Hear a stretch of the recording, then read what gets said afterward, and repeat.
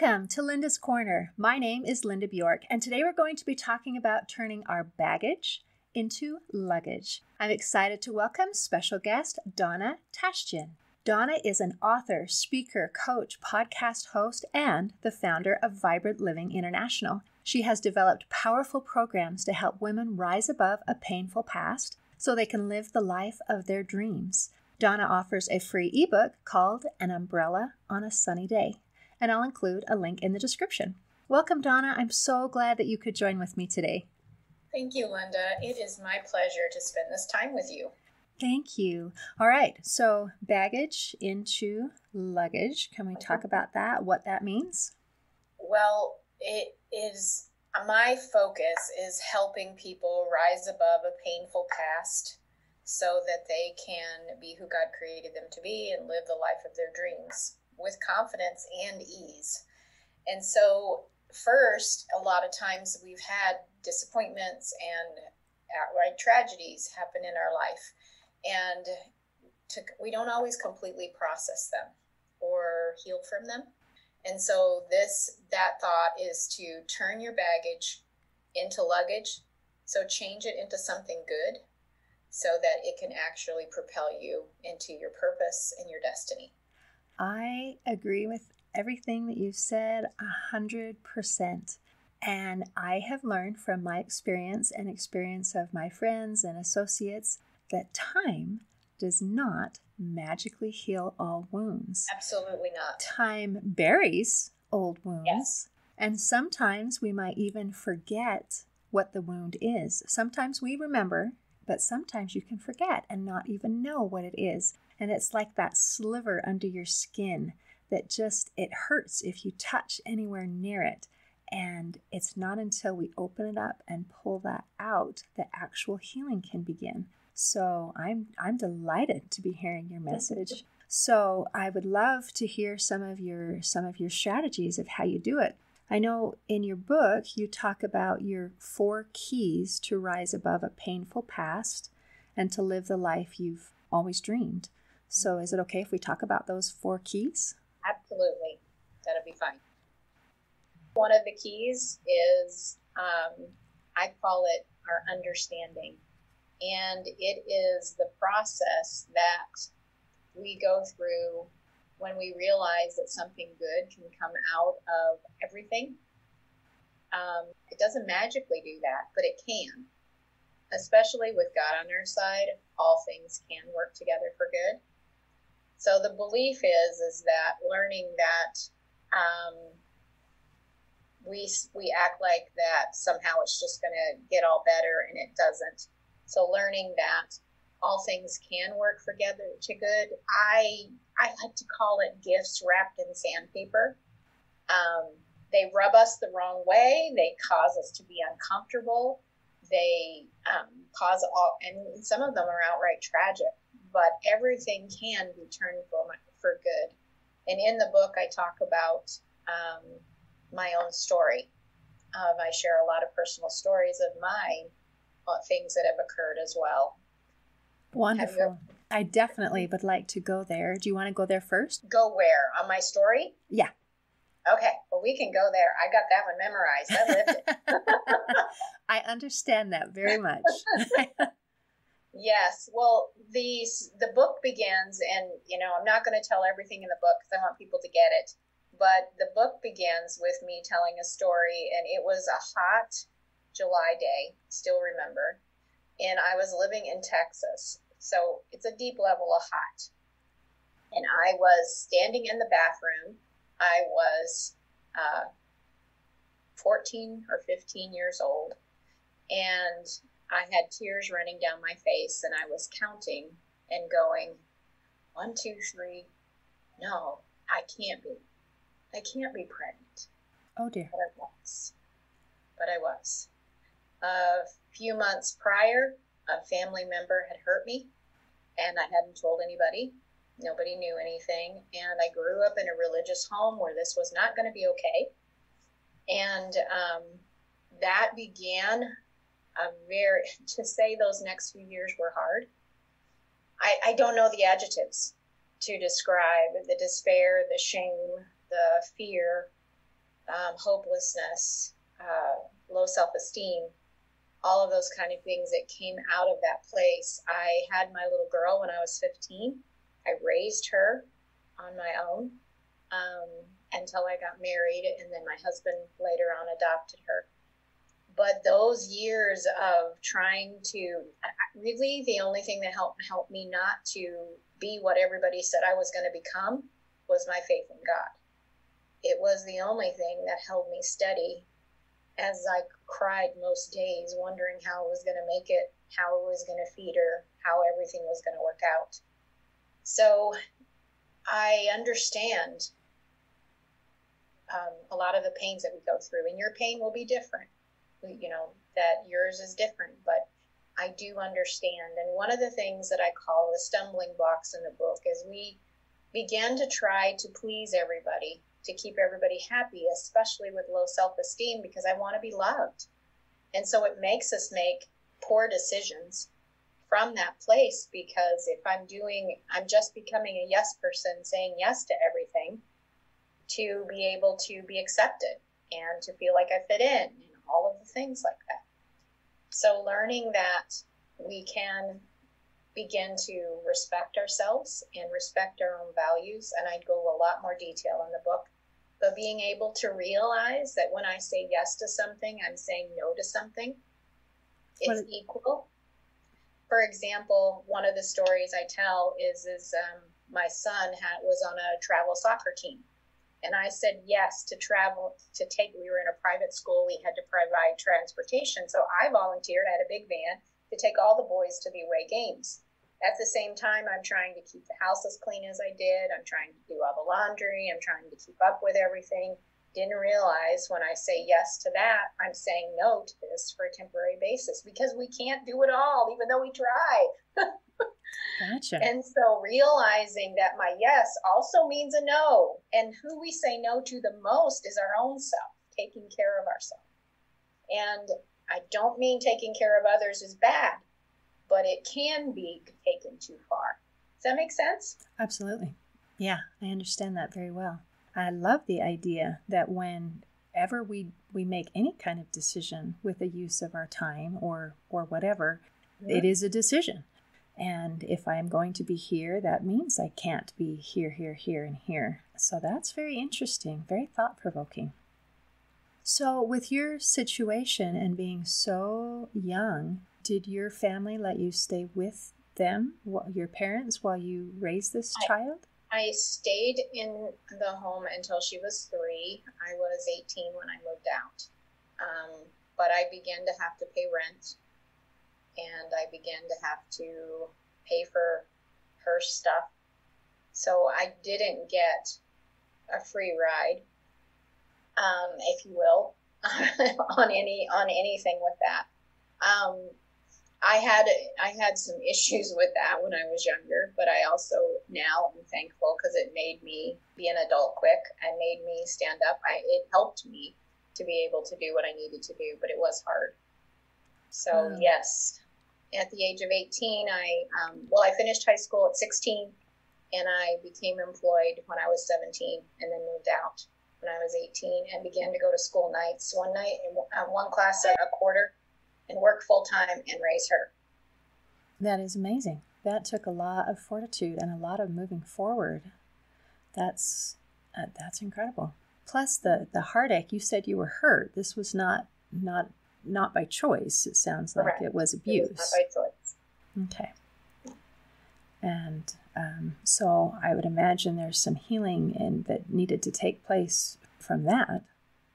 For a lot of years, I did process to the level I could forgiveness, because I did have, my faith in God was strong, but that is also healing. I believe forgiveness is like an onion. You do it in layers. You can't do it all when there's something really traumatic that happens. And I'd love to walk people through that, to be able to help people to process the forgiveness piece. But the other stuff, saying yes to everything, the next one I talk about, the stumbling block, is wearing a mask and pretending we're okay when we're not okay.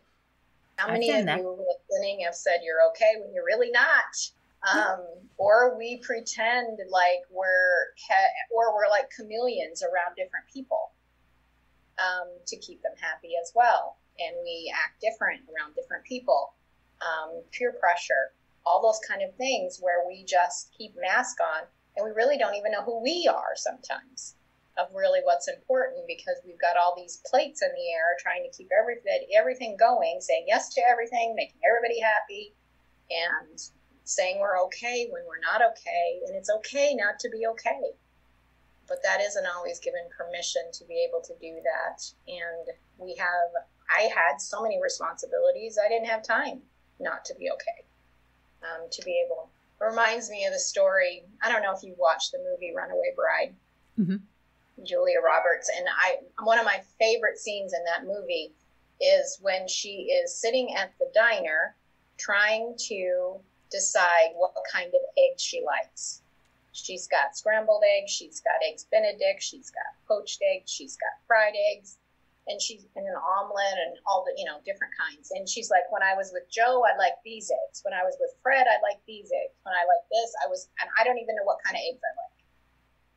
And to me, I love that scene because it represents us wearing masks. When we're with certain people, we say we like things because they do, but do you really? And so learning how to be who God created you to be, and authentic and real, because that's the real you that people will truly love when we begin to be that, not some form of us. Isn't that interesting? And like, for example, in the movie, it took someone kind of calling her bluff for her to recognize that she was being a chameleon and that she didn't know who she was. And that's something I think is a part of our personal awakening. Just recognize, who am I? And going on a journey of who am I? And it is recognizing, like maybe it's tasting different eggs and seeing what you like, paying attention to what interests you, what truly makes you happy. Is that something that you did, going through that process of trying to figure out who you were? Well, yeah. When I got married at 21, but I had a 5-year-old at 21, so but I got married at 21, and I went fishing with my husband, future husband, when we were dating. I went hunting with him. I hate those things. They're not fun to me, but I did it. And so it took a while into the marriage for me to feel secure enough to go, I really don't want to go. I really don't like this. But it took a little while for me to begin to say, is it okay for me to say, can I just stay home and read a book or take the kids to the park or something? I don't really want to sit out in the hot sun and drowned worms.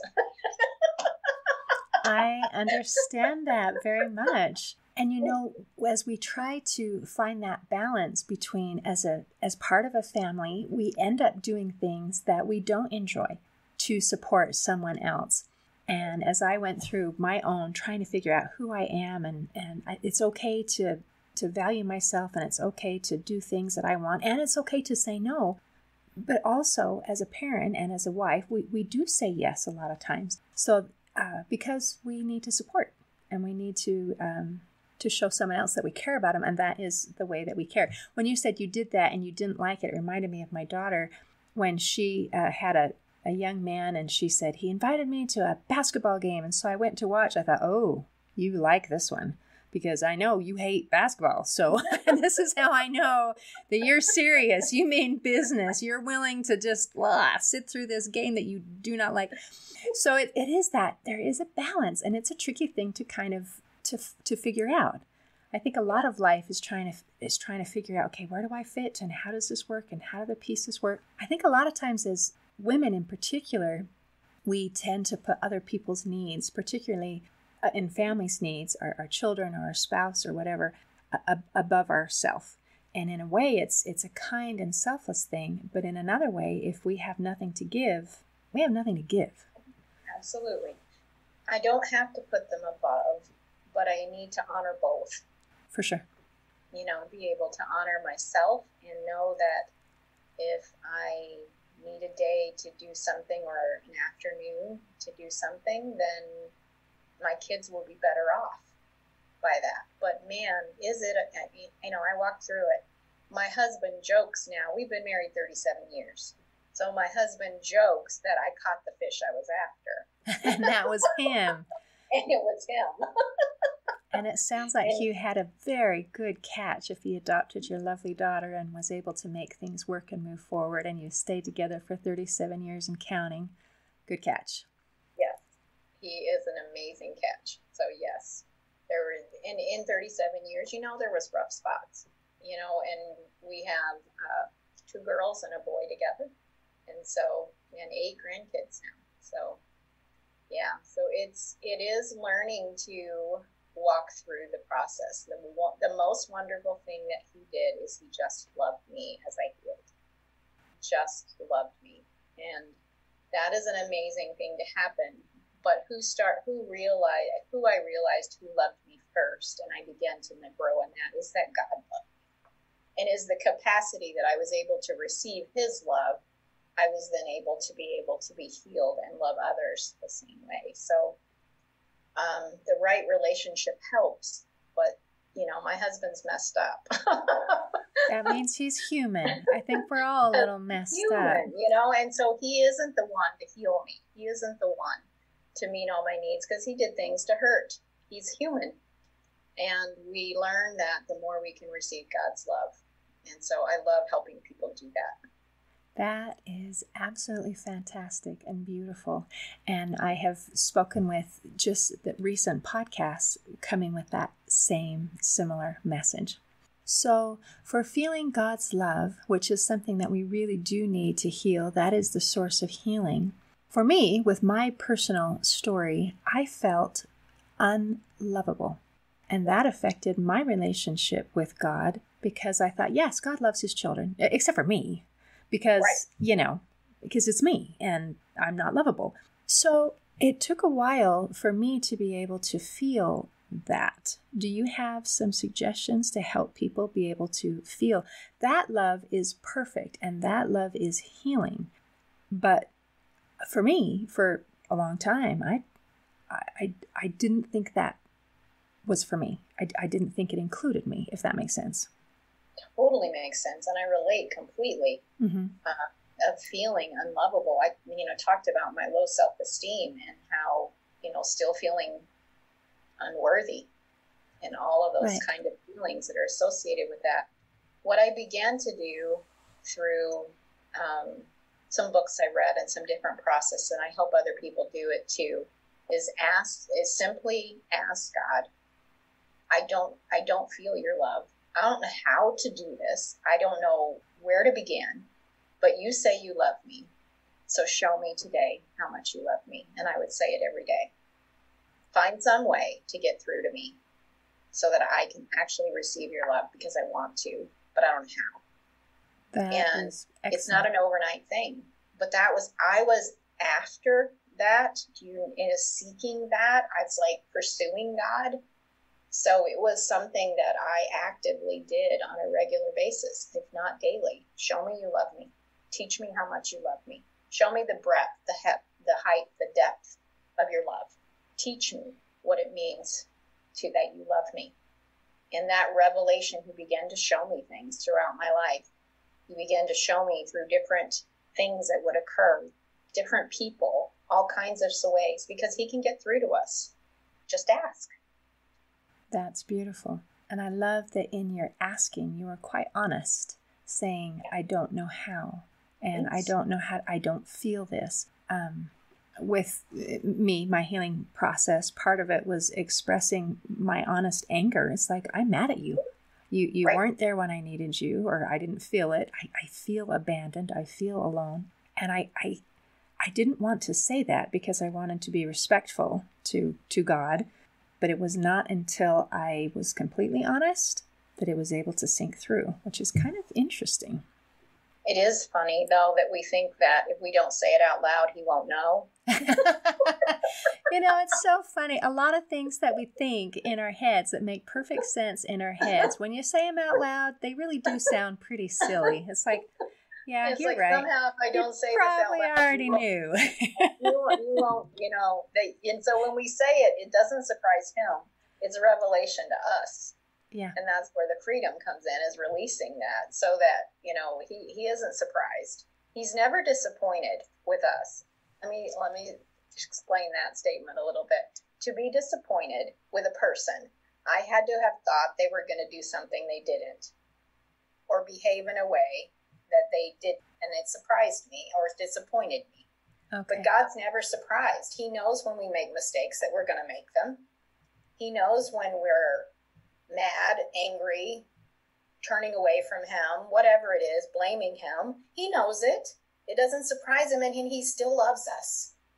That's things that floors me. It's like he knew it. He knew I was going to, and he still loves us. So, but that to me was one of my revelations, is he's never, I can't do anything to make him love me more, and I can't do anything to make him love me less. Isn't that lovely? That is very important. It's when it's important every day, but I think it's also particularly important when we're feeling unworthy and feeling not in a good place and not able to, like, oh, he doesn't want to listen to me because I'm XYZ or whatever. Wonderful. Okay. So now I read in your bio, it says clients who said she will help you walk away from feeling overwhelmed, stress, and self-doubt into peace and confidence, like a refreshing vacation to your body and soul. That's quite a beautiful testimonial for what you do. And I also loved when you said that, we're not just going to overcome this, we're going to kick it to the curb. Exactly.